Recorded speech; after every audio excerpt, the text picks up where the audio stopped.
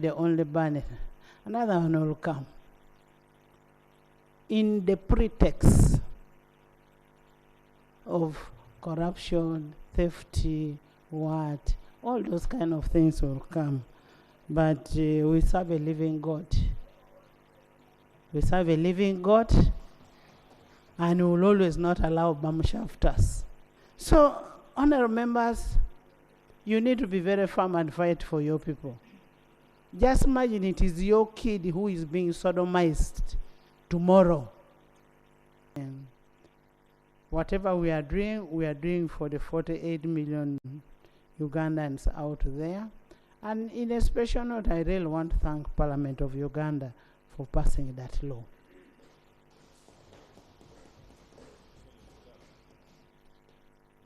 I want to thank the religious leaders. I want to thank judiciary for upholding the decision. I want to thank the president for assenting to that law. That shows you how much he values the family values. And I want to thank all the Ugandans who want to get a statement from the Minister of Foreign Affairs, the chief diplomat. Some of us may not be diplomats, but we will want to get a statement from the chief diplomat. I think it is the right time for our Minister of Foreign Affairs and for the head of state to make sure we get serious as a country so that our sovereignty should be protected as a country. Thank you very much. You did mention that the Minister for Foreign Affairs will be making a statement. I really think it's important because this is a matter that really touches on our diplomatic relations. And for purposes of just avoiding uncoordinated troop movements, it will be important that government states its position early enough to guide the debate and discussion. Otherwise, there is a very big likelihood of creating a diplomatic imbroglio arising out of the statements that we may make. Right, Honourable Speaker, for me, at the risk of anticipating what is in the statement, at the risk, the UK has a right to sanction anybody. It's really their right. And I don't think anybody should be concerned or bothered. Let them sanction whoever they want. It is really their sovereign right. But what should also happen is that they should respect the sovereign right of other countries. The Republic of Uganda is a stable democracy that enjoys cordial relations with the vast majority of states in the family of nations. Our political landscape since 1986 has continued to evolve in peace and stability, bolstered by faith of its people as the hallmark of the NRM government. Our standing in the region and internationally has reflected the dividends of this peace and stability. The Parliament of the Republic of Uganda reflects the legitimate voice and aspirations of the Ugandan people. It's with surprise that the Minister of Foreign Affairs of the Republic of Uganda learned of a statement issued on the official website of United Kingdom government on 30th April 2024, announcing the imposition of sanctions on Ugandan, on, open quotes, Ugandan politicians charged with corruption, close quotes. The case referred to under the UK's global anti-corruption sanctions regime concerning two former ministers, the Honourable Goretti Kitutu and the Honourable Agnes Nandutu, represents the first time that this is applied with respect to Uganda. It glosses over the fact that the two cases mentioned had been uncovered by government's own investigative agencies and are currently being handled under Ugandan courts of law. The two on the charge sheet, therefore, remain under presumption of innocence until proven guilty. The third person mentioned in the sanctions regime is the Right Honorable Anita Among, who is none other than the Right Honorable Speaker of Parliament of Uganda, who has not been charged by Directorate of Public Prosecution in the above-mentioned cases. We therefore seek to find rationale for actions taken by the British government in this sanctions designation. The Minister of Foreign Affairs looks forward to engaging with the British High Commission in Uganda, and indeed, Government of the United Kingdom, with whom we maintain cordial relations on this matter, while mindful that sovereignty remains a cardinal principle in the bilateral relations between the two governments and nations. This Parliament is a member of the Commonwealth. Today, as we talk, you are the chairperson of the Commonwealth's Presiding and Speakers Conference. The action of the UK government violates the principle upon which that institution is established. This Parliament and the Association need to express their displeasure because, Madam Speaker, this sanction that is not based on any ground violates the tradition, the setting up of the institution, and it borders on the UK government violating the principle and the rules of engagement. And we, as citizens of Uganda, and who contribute to that international organization, we need to express our displeasure. We cannot only allow government to express displeasure because the taxpayers of this country contribute to that institution. And you now, you are not only the Speaker of Parliament of Uganda, you are the head of the presiding officers and the Speakers Conference. And that position to which all the members of the Commonwealth accorded you because of your integrity, your sincerity, and the service you have rendered to this institution. And therefore, these sanctions questions the participation, and all Commonwealth parliaments need to raise their voice because it brings double standard of the UK government and our participation. Whereas we receive development support, but most of this development support alone to which the taxpayers of Uganda pay, this needs to be put on record. Therefore, Madam Speaker, we request the Minister of Foreign Affairs to engage the government of UK and other Commonwealth members to express our displeasure.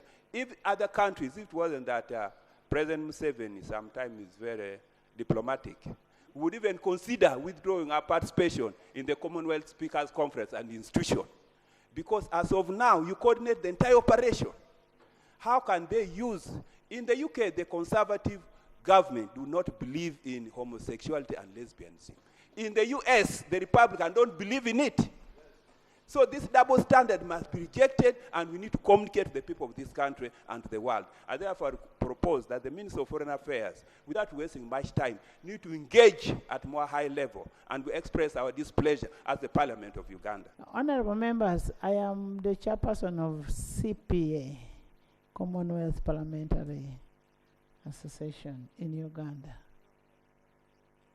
I am also the president, the speaker, the chairperson of the speakers and presiding officers of the Commonwealth Parliaments, which is comprised of 72 countries.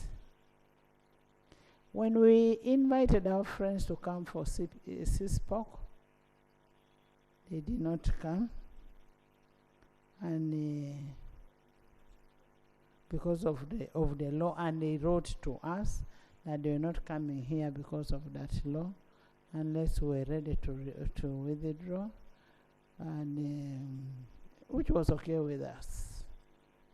We did not miss anybody, and I want the Arab world, all of them came. All of them came. And I want to thank you for the work you did when you went to the Arab world. Honorable Minister, you need a more comprehensive statement. a comprehensive statement. You get it, on this. You will find that some of these people are conflicted. The ones who are signing these documents are conflicted. And you know it. It's not a secret. They are conflicted. You know me, I'm not a diplomat, the way you may be, but you know it. My argument was that I think the sanctions were in bad faith. For starters, being that she's the president of the branch, she's the representative of this parliament in every CPA activities, at least related to the CPA Parliamentary Association. And CPA Parliamentary Association, we are signatories to the Commonwealth Charter. Interestingly, where we all the member states made a commitment to development of freedom, development of democracy and all that. And we made a commitment. And I believe the decision of the anti-homosexuality bill was out of a democratic beliefs of our country and the parliament as such. It was not an individual decision. So I think it's in bad faith, and that's why I was supporting the Right Honourable Speaker, that the Minister brings a statement, and then we look at how best we can address this. Because going forward, for example, we have an annual general meeting in August, where she's supposed to be representing this parliament. We have another engagement in November, CPA, CPC, in Sydney, where she's supposed to represent this parliament. So how will she going to be participating with nations that do not believe in our democracy, or that are against the principles of the charter that we all subscribe to? So I think it's in bad faith, and I believe that it's important that the minister brings a statement and we find solutions and how best we can move with countries that are actually breaking the charters that they made commitments to. And most of the African countries are very proud of Uganda about the case of anti-homosexuality law. So I want all of you to move with your heads high over the decision you took, because the rest of Africa is very proud of us about what we did. Thank you so much, Madam Speaker. Being somebody who comes from Teso, and a member of parliament from Teso, and when you hear about the issues in the TV, talk about the speaker, I feel bad because I come from Teso. I come with her in Teso. And if something goes wrong, I think the objectives of the Constitution of the Republic of Uganda, 18, allows the Ministry of Foreign Affairs to handle this matter. But sincerely, the Minister of Foreign Affairs is just keeping it quiet. Today, he has made a statement today when the social media has already damaged somebody's name. So it's important that the Minister of Foreign Affairs takes his job responsibly and engages the rest of the world. Secondly, even after we have passed the law, we continue to hear of children being abused in this manner, and yet you never hear of any arrest. So really, what's this law for? If we have a law, we should allow the law to begin to bite. In any case, we are already being beaten somehow. So I think it's important that we are acting with our two-edged sword. We should be engaging the West because we do have allies there. But also here at home, we should be seen to activate the law and not just keep the law shelved. Right Honourable Speaker, I share your concerns and the concerns of this House about the sanctions that were imposed on the head of this very institution, the Right Honourable Speaker, Anita Among, and two other former ministers, Honourable Chitutu and Honourable Agnes Nandutu. Right Honorable Speaker, I was in this house when we passed that Ant-Homo sexuality law, and I can assure you, we as Parliament, we stand together on issues of morality of this country. There is no doubt about that.